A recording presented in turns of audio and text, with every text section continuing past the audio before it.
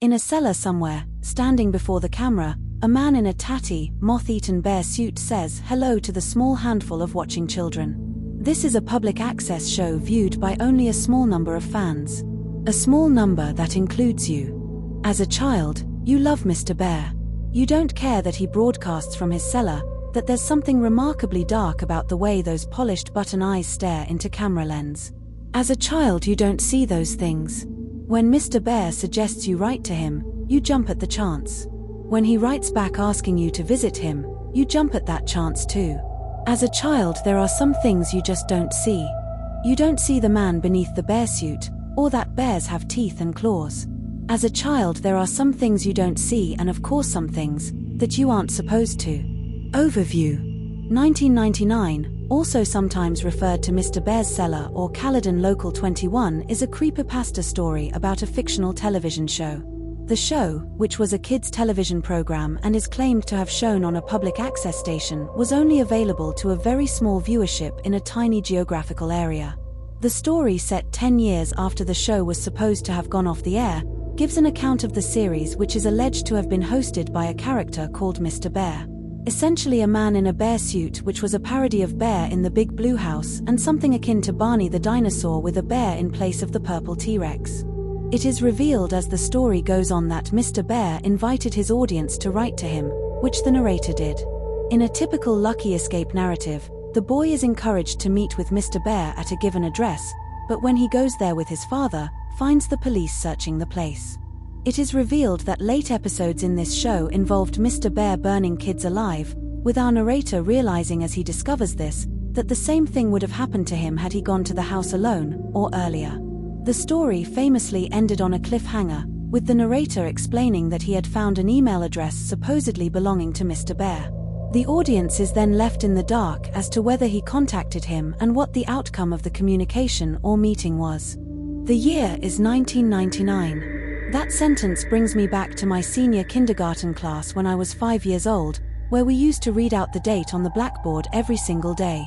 The year 1999 exists as a stain in my mind, however, as a memory that will not go away no matter how I try to forget it.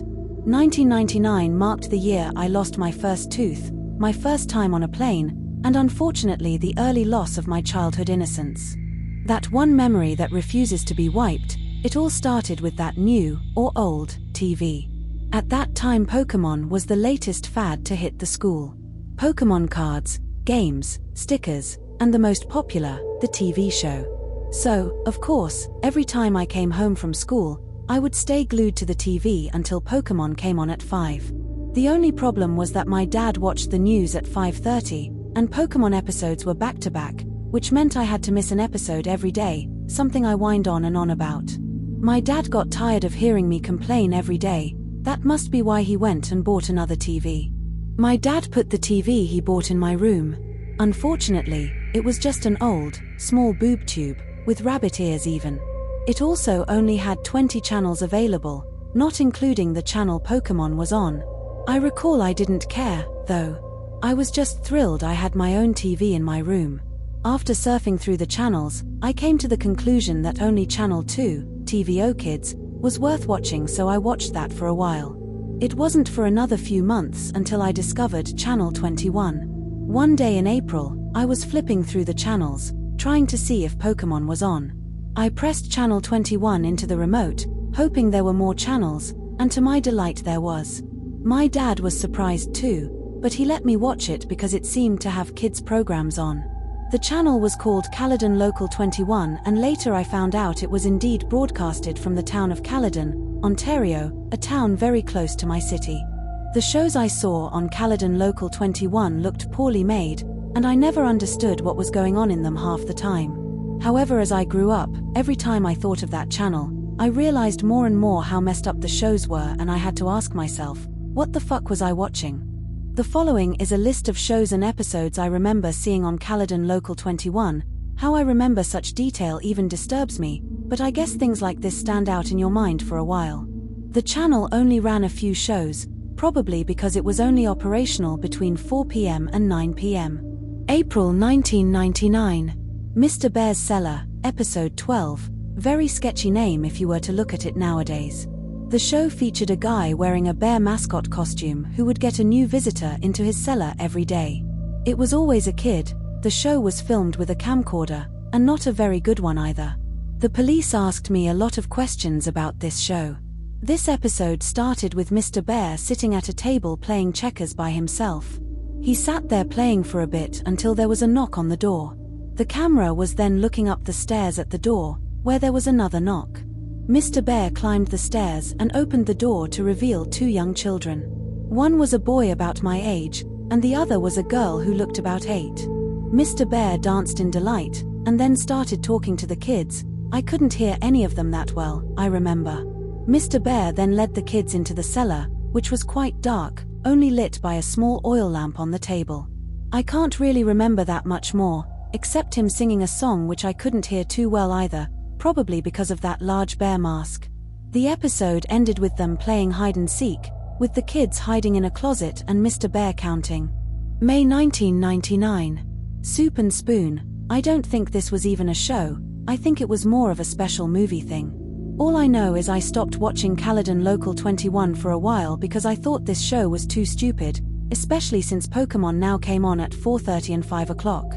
I don't remember much of this, but it showed a can of soup and a spoon both attached to strings, swinging back and forth, as if someone was holding them and dangling them in front of the camera. Interestingly enough, the show was shot in a basement, which looked just like the one used in Mr. Bear's cellar. Like I said, I can't remember much. The only thing I can remember clearly was the end.